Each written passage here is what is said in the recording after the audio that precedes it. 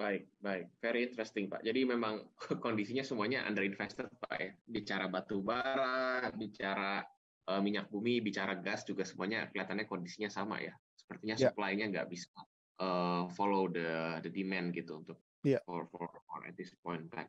Bicara ketiga energy commodity tersebut, Pak. Apakah ada pandangan Pak Yulis? Bagaimana sih Pak korelasi ketiga harga energi gitu Pak Yulis? Saya melihat sebenarnya yang pertama tuh dimulai daripada harga gas. Jadi ini dikarenakan Russian and Ukraine war itu sendiri, harga gas jadi melambung cukup tinggi, sehingga people shifting to batu bara.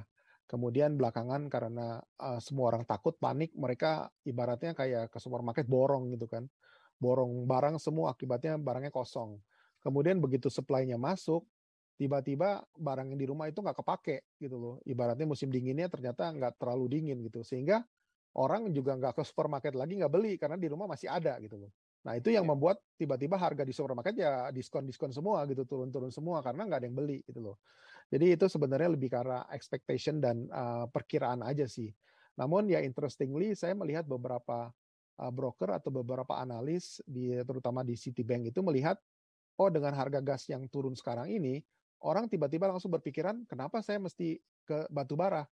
Kenapa kita nggak balik lagi ke gas? Dan nanti dengan kembali lagi ke gas, itu mereka perlu waktu juga untuk shifting balik ke batu bara.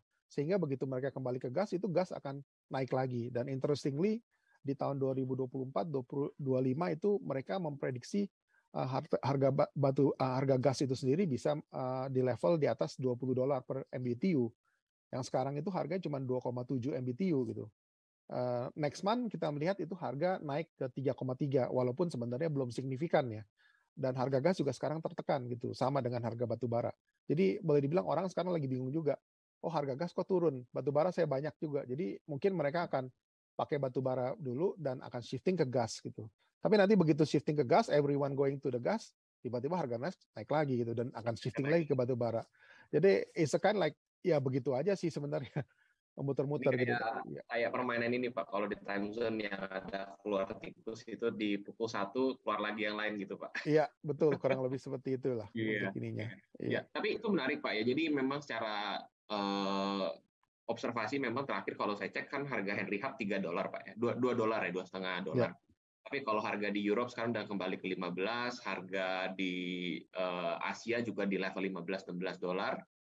Ini sebenarnya kan sedikit paritas ya Pak ya. Kalau dulu Pak Yulis ajarin saya itu paritas sama harga Brent tuh Pak. ya, Tapi batubara mungkin diskonnya sedikit, udah lebih sedikit di bawah mereka saja Pak ya. Jadi lebih ke arah konsiderasinya sekarang tinggal pilih mau yang mana gitu ya Pak ya, dari semua itu ya. Harganya udah mirip-mirip gitu Pak ya. betul, betul. Nanti yang mereka kejar harganya pasti naik. Setelah naik mereka akan balik lagi kemana gitu yang harganya lebih rendah. Jadi ya dipencet satu yang sana keluar gitu kan, pencet itu yang kan keluar gitu. Jadi itu aja. Tapi sebenarnya memang overall saya melihat saat ini orang udah tidak terlalu bullish lagi dengan batu bara karena pengganti yang lain tuh udah ada. Tapi bukan berarti bahwa begitu mereka lift ke sana, batu bara itu akan disappear sama sekali gitu loh. Jadi tetap ada potensi. Makanya ya dari sisi investasi mungkin jangan all in gitu, tapi ya juga jangan misalnya jangan tidak melihat adanya opportunity di batu bara gitu. Walaupun sebenarnya ada resikonya dan ada potential opportunities-nya juga lah. Kurang lebih seperti itu gitu. Ya, ya, baik, baik Pak Julius.